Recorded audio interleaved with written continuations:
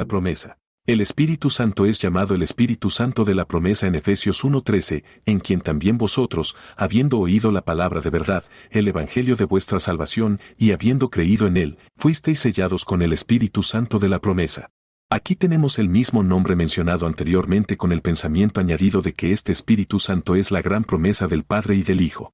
El Espíritu Santo es la gran promesa inclusiva de Dios para la dispensación actual. Lo único que Jesús ordenó a los discípulos esperar tras su ascensión, antes de emprender su obra, fue la promesa del Padre, es decir, el Espíritu Santo, Hechos 1, 4 y 5. La gran promesa del Padre hasta la venida de Cristo fue el Salvador y Rey expiatorio venidero, pero cuando Jesús vino y murió su muerte expiatoria en la cruz del Calvario y resucitó y ascendió a la diestra del Padre, entonces la segunda gran promesa del Padre fue el Espíritu Santo, para tomar el lugar de nuestro Señor ausente. Ver también Hechos 2:33. 12. El Espíritu de Santidad.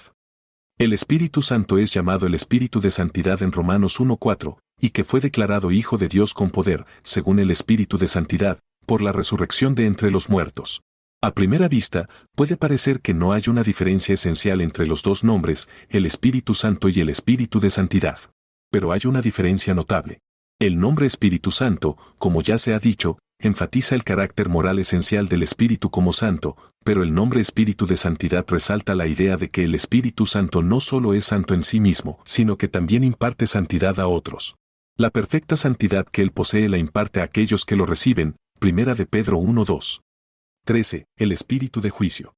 El Espíritu Santo es llamado el Espíritu de Juicio en Isaías 4:4. Cuando el Señor lave la inmundicia de las hijas de Sión, y limpie la sangre de Jerusalén de en medio de ella, con espíritu de juicio y con espíritu de quemadura. Hay dos nombres del Espíritu Santo en este pasaje. Primero, el espíritu de juicio. El Espíritu Santo es llamado así porque es su obra sacar a la luz el pecado, para convencer de pecado, Juan 16:7-9. Cuando el Espíritu Santo viene a nosotros, lo primero que hace es abrir nuestros ojos para ver nuestros pecados como Dios los ve. Él juzga nuestro pecado. Hablaremos de esto con mayor detalle al estudiar Juan 16:7-11 cuando consideremos la obra del Espíritu Santo. 14. El Espíritu de Purificación. Este nombre se usa en el pasaje citado anteriormente. Versículo 13. Este nombre enfatiza su obra de búsqueda, refinamiento, consumo de escoria, iluminación y energía. El Espíritu Santo es como un fuego en el corazón en el que mora, y así como el fuego prueba, refina, consume, ilumina, calienta y da energía, así también lo hace Él. En el contexto, se enfatiza especialmente la obra purificadora del Espíritu Santo, Isaías 4:3 y 4. 15. El Espíritu de Verdad. El Espíritu Santo es llamado el Espíritu de Verdad en Juan 14:17, el Espíritu de Verdad, al cual el mundo no puede recibir, porque no le ve, ni le conoce, pero vosotros le conocéis, porque mora con vosotros, y estará en vosotros, Juan 15:26, 16:13. El Espíritu Santo es llamado el Espíritu de Verdad porque es obra del Espíritu Santo comunicar la verdad, impartir la verdad a aquellos que lo reciben.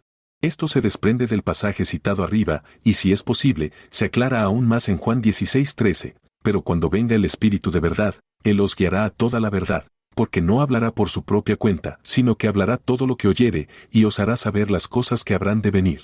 Toda verdad proviene del Espíritu Santo. Solo cuando Él nos enseña llegamos a conocer la verdad. 16. El Espíritu de Sabiduría y de Entendimiento. El Espíritu Santo es llamado el Espíritu de Sabiduría y de Entendimiento en Isaías 11:2, y reposará sobre él el Espíritu del Señor, Espíritu de Sabiduría y de Inteligencia, Espíritu de Consejo y de Poder, Espíritu de Conocimiento y de Temor del Señor. El significado del nombre es tan claro que no necesita explicación. Es evidente tanto por las palabras utilizadas como por el contexto que es obra del Espíritu Santo impartir sabiduría y entendimiento a aquellos que lo reciben.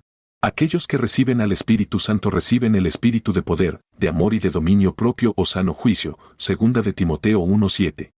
17. El Espíritu de Consejo y Poder. Encontramos este nombre utilizado para el Espíritu Santo en el pasaje dado bajo el encabezado anterior. El significado de este nombre también es obvio. El Espíritu Santo es llamado el Espíritu de Consejo y de Poder porque nos da consejo en todos nuestros planes y fuerza para llevarlos a cabo. Hechos 8:29, 16:6 y 7, 1:8. Es nuestro privilegio tener el consejo de Dios en todos nuestros planes y la fuerza de Dios en todo el trabajo que emprendemos para Él. Los recibimos al recibir al Espíritu Santo, el Espíritu de Consejo y Poder. 18. El Espíritu de Conocimiento y del Temor de Jehová. Este nombre también se utiliza en el pasaje mencionado anteriormente, Isaías 11:2. El significado de este nombre también es obvio. Es obra del Espíritu Santo impartir conocimiento a nosotros y engendrar en nosotros un respeto por Jehová, ese respeto que se manifiesta sobre todo en la obediencia a sus mandamientos. Quien recibe al Espíritu Santo encuentra su deleite en el temor del Señor. Isaías 11:3, los tres nombres sugerentes mencionados se refieren especialmente a la obra graciosa del Espíritu Santo en el siervo del Señor, es decir, Jesucristo, Isaías 11:1 al 5. 19. El Espíritu de vida. El Espíritu Santo es llamado el Espíritu de vida en Romanos 8:2, porque la ley del Espíritu de vida en Cristo Jesús me ha liberado de la ley del pecado y de la muerte. El Espíritu Santo es llamado el Espíritu de vida porque es su obra impartir vida, Juan 6:63, Ezequiel 37:1 al 10. En el contexto en el que se encuentra este nombre en el pasaje mencionado anteriormente, comenzando en el 7º capítulo de Romanos, 7º versículo, Pablo está estableciendo un contraste entre la ley de Moisés, fuera de un hombre, santa, justa y buena, es cierto, pero impotente, y el Espíritu viviente de Dios en el corazón, que imparte vida espiritual y moral al creyente y le permite así cumplir con los requisitos de la ley de Dios, de modo que lo que la ley por sí sola no podía hacer. Dado que era débil a causa de la carne, el Espíritu de Dios, al impartir vida al creyente y habitar en su corazón, le permite hacerlo, de modo que la justicia de la ley se cumple en aquellos que no andan conforme a la carne, sino conforme al Espíritu. Ver Romanos 8:2 al 4. Por lo tanto, el Espíritu Santo es llamado el Espíritu de vida, porque imparte vida espiritual y, en consecuencia, victoria sobre el pecado a quienes lo reciben. 20. El aceite de alegría. El Espíritu Santo es llamado el aceite de alegría en Hebreos 1:9, has amado la justicia y aborrecido la iniquidad, por tanto, Dios, aun tu Dios, te ha ungido con el aceite de alegría sobre tus compañeros. Alguien podría preguntarse qué razón tenemos para suponer que el aceite de alegría en este pasaje es un nombre del Espíritu Santo. La respuesta se encuentra en una comparación de Hebreos 1:9, con Hechos 10:38 y Lucas 4:18. En Hechos 10:38 leemos cómo Dios ungió a Jesús de Nazaret con el Espíritu Santo y con poder, y en Lucas 4:18 se registra que Jesús mismo dijo, el Espíritu del Señor está sobre mí, porque me ha ungido para predicar el Evangelio a los pobres, etc. En ambos pasajes, se nos dice que fue con el Espíritu Santo con el que Jesús fue ungido, y como en el pasaje de Hebreos se nos dice que fue con el aceite de alegría con el que fue ungido. Por lo tanto, la única conclusión posible es que el aceite de alegría significa el Espíritu Santo. ¿Qué nombre tan hermoso y sugestivo es para aquel cuyo fruto es, primero, amor y luego alegría? Gálatas 5:22. El Espíritu Santo se convierte en una fuente de alegría infinita para quienes lo reciben, Él llena y satisface tanto el alma que lo recibe no tiene sed para siempre, Juan 4:14. No importa cuán grandes sean las aflicciones con las que el creyente reciba la palabra, aún así tendrá la alegría del Espíritu Santo, Primera de Tesalonicenses 1:6. En el día de Pentecostés, cuando los discípulos fueron bautizados con el Espíritu Santo, estaban tan llenos de alegría estática que otros al mirarlos pensaron que estaban ebrios. Dicen, estos hombres están llenos de vino nuevo. Y Pablo establece una comparación entre la intoxicación anormal que viene por el exceso de vino y la agradable exaltación de la que no hay reacción que viene al ser llenos del Espíritu, Efesios 5:18 al 20. Cuando Dios unge a uno con el Espíritu Santo, es como si rompiera un precioso frasco de alabastro de aceite de alegría sobre sus cabezas hasta que corriera hasta el borde de sus vestiduras y toda la persona se viera impregnada de una alegría indescriptible y llena de gloria. 21. El Espíritu de gracia. El Espíritu Santo es llamado el Espíritu de gracia en Hebreos 10:29, de cuán mayor castigo, pensáis, será juzgado digno, el que pisoteó al Hijo de Dios y tuvo por inmunda la sangre del pacto con la cual fue santificado, e hizo afrenta al Espíritu de gracia. Este nombre resalta el hecho de que es obra del Espíritu Santo administrar y aplicar la gracia de Dios. Él mismo es gracioso, es cierto, pero el nombre significa mucho más que eso. Significa que Él hace nuestra la multiforme gracia de Dios experimentalmente. Solo por la obra del Espíritu de gracia en nuestros corazones somos capaces de apropiarnos de esa infinita plenitud de gracia que Dios nos ha otorgado, desde el principio, en Jesucristo. Es nuestra desde el principio, en cuanto a pertenecer, pero solo es nuestra experimentalmente al reclamarla por el poder del Espíritu de gracia. 22. El Espíritu de gracia y de súplica. El Espíritu Santo es llamado el Espíritu de gracia y de súplica en Zacarías 12:10, y derramaré sobre la casa de David y sobre los habitantes de Jerusalén el Espíritu de gracia y de súplica, y mirarán a mí, a quien traspasaron, y harán duelo por él, como se hace duelo por un hijo unigénito, y estarán en amargura por su primogénito. La frase, el Espíritu de gracia y de súplica en este pasaje es, sin duda, un nombre del Espíritu Santo. El nombre el Espíritu de gracia ya lo hemos tenido bajo el encabezado anterior, pero aquí hay un pensamiento adicional sobre esa operación de gracia que nos lleva a orar intensamente. El Espíritu Santo se llama así porque es el quien enseña a orar, porque toda verdadera oración es en el Espíritu, Judas 20. Por nosotros mismos no sabemos cómo orar como conviene, pero es obra del Espíritu Santo de intercesión hacer intercesión por nosotros con gemidos que no pueden expresarse y guiarnos en la oración conforme a la voluntad de Dios, Romanos 8, 26 y 27. El secreto de toda verdadera y efectiva oración es conocer al Espíritu Santo como el Espíritu de gracia y de súplica. 23. El Espíritu de gloria. El Espíritu Santo es llamado el Espíritu de gloria en 1 de Pedro 4:14, si sois vituperados por el nombre de Cristo, bienaventurados sois, porque el Espíritu de gloria y de Dios reposa sobre vosotros. De parte de ellos es blasfemado, pero de parte de vosotros es glorificado.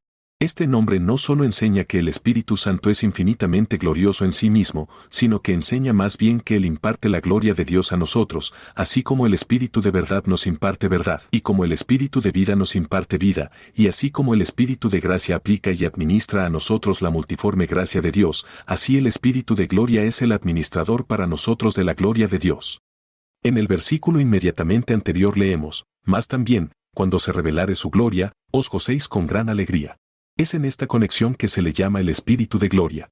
Encontramos una conexión similar entre los sufrimientos que soportamos y la gloria que el Espíritu Santo nos imparte en Romanos 8, 16 y 17. El Espíritu mismo da testimonio a nuestro espíritu de que somos hijos de Dios, y si hijos, también herederos, herederos de Dios y coherederos con Cristo, si es que padecemos juntamente con Él, para que juntamente con Él seamos glorificados.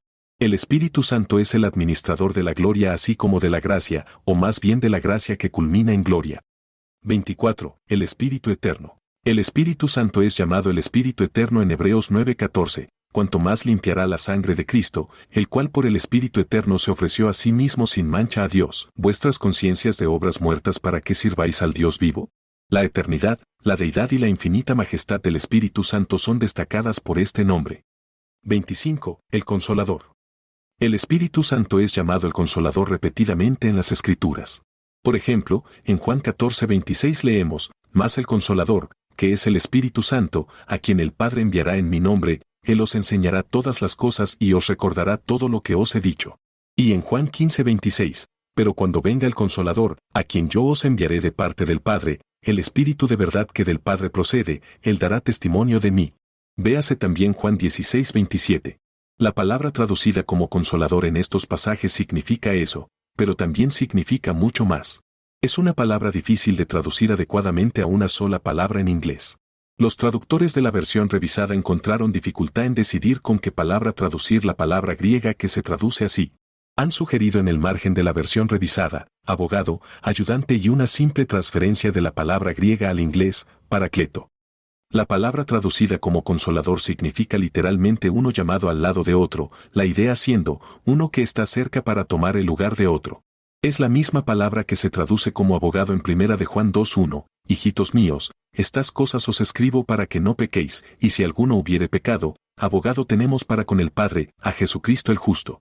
Pero abogado, tal como lo entendemos ahora, no da la fuerza completa de la palabra griega así traducida. Etimológicamente, abogado significa casi lo mismo.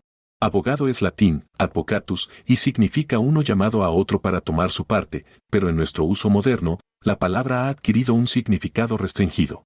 La palabra griega traducida como consolador, paracletos, significa uno llamado al lado, es decir, uno llamado a estar constantemente a tu lado y que siempre está listo para apoyarte y tomar tu parte en todo lo que necesites. Es un nombre maravillosamente tierno y expresivo para el santo. A veces, cuando pensamos en el Espíritu Santo, parece estar tan lejos, pero cuando pensamos en el Paracletos, o en inglés simple nuestro compañero o nuestro colaborador, lo cerca que está. Hasta el momento en que Jesús hizo esta promesa a los discípulos, Él mismo había sido su Paracletos. Cuando se encontraban en alguna emergencia o dificultad, se volvían a Él. En una ocasión, por ejemplo, los discípulos estaban dudando sobre cómo orar y se volvieron a Jesús y dijeron, Señor, enséñanos a orar. Y el Señor les enseñó la maravillosa oración que ha perdurado a través de los siglos, Lucas 11:1-4. En otra ocasión, Pedro se hundía en las olas de Galilea y clamó, Señor, sálvame, y de inmediato Jesús extendió su mano y lo sostuvo y lo salvó. Mateo 14, 30 y 31. En cada extremo, ellos se volvían a Él. Así ahora, que Jesús ha ido al Padre, tenemos a otra persona, tan divina como Él, tan sabia como Él, tan fuerte como Él, tan amorosa como Él, tan tierna como Él, tan lista y capaz de ayudar, que siempre está a nuestro lado. Sí, mejor aún, que habita en nuestro corazón, que tomará y ayudará si solo confiamos en que lo haga. Si la verdad del Espíritu Santo, tal como se presenta en el nombre Paracletos, entra en nuestro corazón y permanece allí, borrará para siempre toda soledad. Porque, ¿cómo podemos estar solos cuando este mejor de todos los amigos está siempre con nosotros? En los últimos 8 años, he tenido que soportar lo que naturalmente sería una vida muy solitaria. La mayor parte del tiempo estoy separado de mi esposa e hijos por las llamadas del deber. Durante 18 meses consecutivos, estuve separado de casi toda mi familia por miles de millas. La soledad habría sido insoportable si no fuera por el único amigo que siempre estaba conmigo. Recuerdo una noche caminando de un lado a otro en la cubierta de un barco azotado por la tormenta en el Mar del Sur. La mayoría de mi familia estaba a 18.000 millas de distancia. El único miembro de mi familia que estaba conmigo no estaba presente. Los oficiales estaban ocupados en el puente, y yo estaba caminando solo por la cubierta, y vino a mi mente el pensamiento, aquí estoy, todo solo. Luego vino otro pensamiento, no estoy solo, a mi lado, mientras camino por esta cubierta en la soledad y la tormenta, está el Espíritu Santo, y Él es suficiente. Dije algo así una vez en una conferencia bíblica en St. Paul. Un doctor vino a mí al final de la reunión y me dijo suavemente, quiero agradecerte por esa idea sobre el Espíritu Santo que siempre está con nosotros. Soy médico. A menudo tengo que conducir lejos en el campo en la noche y en la tormenta para atender un caso, y a menudo me he sentido tan solo, pero nunca volveré a estar solo. Siempre sabré que junto a mí en mi carruaje de médico, el Espíritu Santo va conmigo. Si este pensamiento del Espíritu Santo como el Paracleto siempre presente entra en tu corazón y permanece allí, borrará para siempre todo miedo. ¿Cómo podemos tener miedo ante cualquier peligro si este divino está a nuestro lado para aconsejarnos y apoyarnos? Puede haber una multitud que grita a nuestro alrededor, o una tormenta amenazante, no importa. Él se interpone entre nosotros y tanto la multitud como la tormenta. Una noche prometí caminar 4 millas hasta la casa de un amigo después de una sesión de conferencia. El camino llevaba a lo largo de un lago. Cuando comencé hacia la casa de mi amigo, se estaba formando una tormenta. No lo había previsto, pero como lo había prometido, sentí que debía ir. El camino llevaba cerca del lago, a menudo muy cerca del borde, a veces el lago estaba cerca del camino y a veces muchos pies más abajo. La noche estaba tan oscura con las nubes que no se podía ver adelante. De vez en cuando había un rayo deslumbrante en el que se podía ver donde el camino había sido arrastrado, y luego todo se oscurecía nuevamente. Se sentía un lugar peligroso para caminar, pero esa misma semana había estado hablando sobre la personalidad del Espíritu Santo y sobre el Espíritu Santo como un amigo siempre presente, y el pensamiento vino a mí, ¿qué era lo que le estabas diciendo a la gente en la conferencia sobre el Espíritu Santo como un amigo siempre presente? Y entonces me dije, entre el lago hirviente y el borde del camino camina el Espíritu Santo, y seguí adelante, sin miedo y feliz. Cuando estuvimos en Londres, una joven asistió a la reunión una tarde en el Royal Albert Hall. Tenía un miedo anormal a la oscuridad. Era absolutamente imposible para ella entrar en una habitación oscura sola, pero el pensamiento del Espíritu Santo como un amigo siempre presente se grabó en su mente. Volvió a casa y le dijo a su madre lo maravilloso que había sido el pensamiento que había escuchado ese día y cómo había borrado para siempre todo miedo de ella. Ya estaba oscureciendo en la tarde de invierno londinense y su madre miró hacia arriba y dijo, muy bien, veamos si es real. Ve a la parte superior de la casa y ciérrate en una habitación oscura. Ella saltó de inmediato a sus pies, subió las escaleras, entró en una habitación totalmente oscura, cerró la puerta y se sentó. Todo miedo había desaparecido, y como escribió al día siguiente, toda la habitación parecía estar llena de una gloria maravillosa, la gloria de la presencia del Espíritu Santo. En el pensamiento del Espíritu Santo como el Paracleto, también hay una cura para el insomnio. Durante 2 años horribles, sufrí de insomnio. Noche tras noche, me iba a la cama aparentemente casi muerto de sueño. Parecía que debía dormir, pero no podía dormir, la agonía de esos 2 años. Parecía que perdería la cabeza si no encontraba alivio. El alivio llegó al fin y durante años continué sin la más mínima sugerencia de problemas con el insomnio. Luego, una noche, me retiré a mi habitación en el instituto, me acosté esperando dormir en un instante como solía hacerlo, pero apenas había tocado la almohada cuando me di cuenta de que el insomnio había regresado. Si alguna vez se ha tenido, nunca se olvida y nunca se confunde. Parecía como si el insomnio estuviera sentado en la cabecera de mi cama, sonriéndome y diciendo, he vuelto para otros 2 años, pensé, 2 años horribles más de insomnio. Pero esa misma mañana, había estado hablando a nuestros estudiantes en el instituto sobre la personalidad del Espíritu Santo y sobre el Espíritu Santo como un amigo siempre presente, y de inmediato me vino el pensamiento, ¿sobre qué estabas hablando a los estudiantes esta mañana? ¿Qué les estabas diciendo? Y miré hacia arriba y dije, tú, bendito Espíritu de Dios, estás aquí. No estoy solo. Si tienes algo que decirme, escucharé, y él comenzó a abrirme algunas de las cosas profundas y preciosas sobre mi Señor y Salvador, cosas que llenaron mi alma de alegría y descanso, y lo siguiente que supe fue que estaba dormido, y lo siguiente que supe fue que era mañana. Así que cada vez que el insomnio ha venido a mí desde entonces, simplemente he recordado que el Espíritu Santo estaba allí y he mirado hacia él para que me hablara y me enseñara, y lo ha hecho y el insomnio ha desaparecido.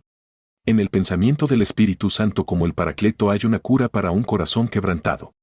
¿Cuántos corazones dolidos y quebrantados hay en este mundo nuestro, tan lleno de muerte y separación de aquellos a quienes más amamos? ¿Cuántas mujeres hay que, hace unos años, o hace unos meses, o hace unas semanas, no tenían preocupaciones porque a su lado había un esposo cristiano que era tan sabio y fuerte que la esposa descansaba toda la responsabilidad sobre él y caminaba sin preocupaciones por la vida, satisfecha con su amor y compañía? Pero un día terrible, él fue arrebatado de ella. Ella se quedó sola y todas las preocupaciones y responsabilidades descansaron sobre ella. Cuán vacío ha estado ese corazón desde entonces, cuán vacío ha estado el mundo entero. Ella ha estado arrastrándose por la vida y sus deberes lo mejor que pudo con un corazón dolido y casi quebrantado. Pero hay uno, si tan solo lo supiera, más sabio y amoroso que el esposo más tierno, uno dispuesto a llevar toda la carga y las responsabilidades de la vida por ella, uno que es capaz, si solo lo permite, de llenar cada rincón de su corazón vacío y dolido. Ese uno es el Paracleto. Dije algo parecido a esto en el Salón de San Andrés en Glasgow.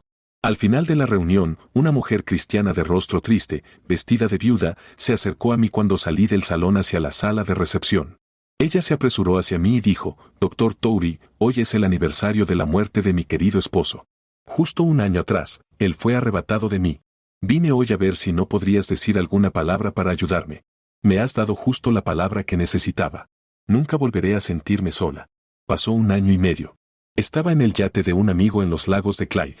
Un día, un pequeño bote salió de la orilla y se acercó al yate. Una de las primeras que subió por el costado del yate fue esta viuda. Ella se apresuró hacia mí y lo primero que dijo fue, el pensamiento que me diste ese día en el Salón de San Andrés en el aniversario de la partida de mi esposo ha estado conmigo desde entonces, y el Espíritu Santo me satisface y llena mi corazón.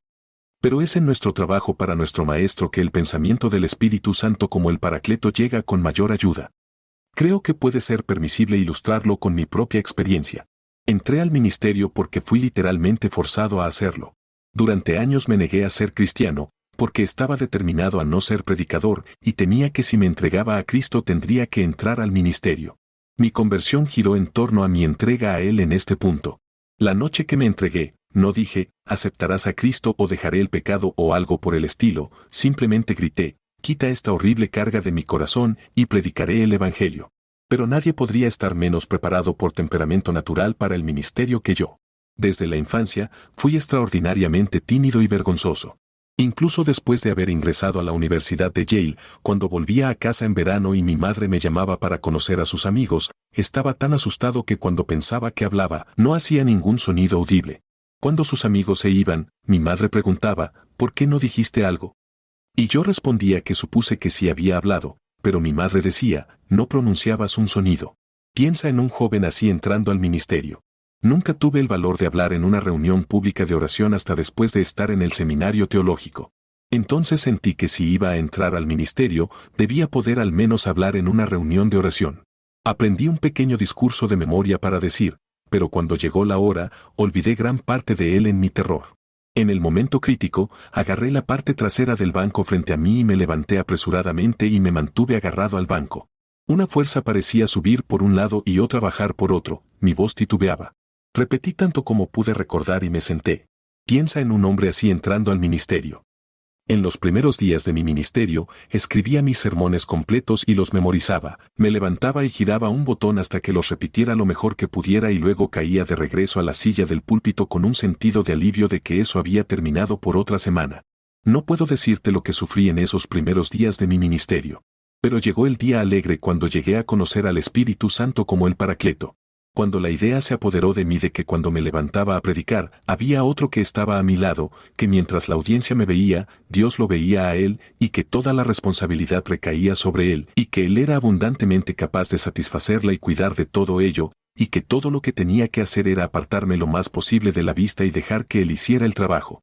Ahora no tengo temor de predicar. Predicar es la mayor alegría de mi vida, y a veces cuando me levanto a hablar y me doy cuenta de que él está allí, que toda la responsabilidad recae sobre él, una alegría tan grande llena mi corazón que apenas puedo contenerme de gritar y saltar. Él está tan dispuesto a ayudarnos en todo nuestro trabajo, en nuestras clases de escuela dominical, en nuestro trabajo personal y en cualquier otro esfuerzo cristiano. Muchos dudan en hablar a otros sobre aceptar a Cristo. Tienen miedo de no decir la cosa correcta, temen que harán más daño que bien. Ciertamente lo harás si lo haces, pero si solo crees en el Paracleto y confías en él para que lo diga y lo diga a su manera, nunca harás daño, sino siempre bien.